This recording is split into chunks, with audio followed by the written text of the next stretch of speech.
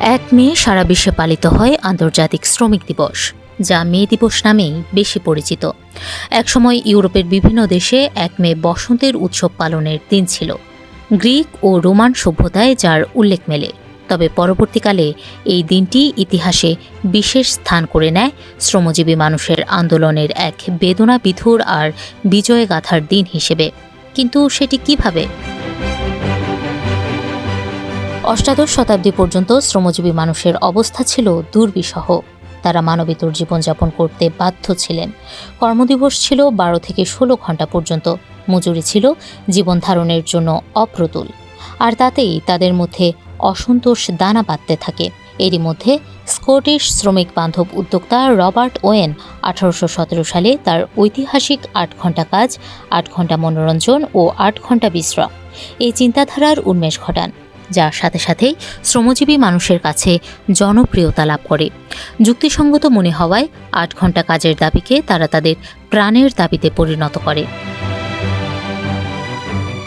1848 সালে প্রকাশ পায় Karl Marx ও Friedrich এঙ্গেলসের communist manifesto, যেখানে শ্রমিকদের সভ্যতা ও ইতিহাসের চালিকা শক্তি হিসেবে উল্লেখ করা হয়। সমাজতন্ত্রের এই চিন্তাধারার মধ্যেই শ্রমজীবী মানুষের ওপর শোষণ ও তাদের ন্যায়সঙ্গত দাবি আদায়ের আন্দোলন জোরদার হতে থাকে। 1886 সালের 1 মে আমেরিকান ফেডারেশন অফ লেবার মূলত 8 ঘণ্টা কর্মদিবস ও অন্যান্য দাবি দাওয়া নিয়ে শিকাগো শহরে এক সাধারণ ধর্মঘটের ডাক দেয়।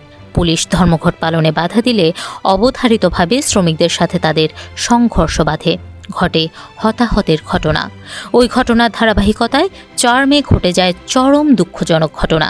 সেদিন শিকাগোর হে মার্কেট স্কোয়ারে আন্দোলনরত শ্রমিকদের উপর মারমুখী হয়ে ওঠে পুলিশ। জনতার উপর গুলি বর্ষণ করে তারা। এতে বেশ কয়েকজন শ্রমিক নিহত হন। আহত হন 150-র বেশি শ্রমিক। পরে ষড়যন্ত্রমূলক মামলায় তাদের মধ্যে 4 জনকে মৃত্যুদণ্ড ও বেশ কয়েকজনকে বিভিন্ন মেয়াদে কারাদণ্ড দেয়া হয়।